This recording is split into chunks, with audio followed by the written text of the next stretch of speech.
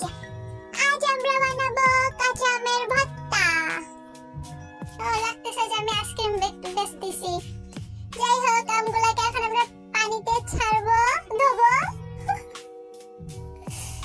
তারপরে সবগুলো আম ধোয়া হয়ে গেলে এভাবে চুলকাগুলো কি করে ছাড়িয়ে নিব। ওকে, তারপরে আমার সব আম ছোলা শেষ। এবার আমরা পাতলা পাতলা করে কুচি কুচি করে কেটে নিব।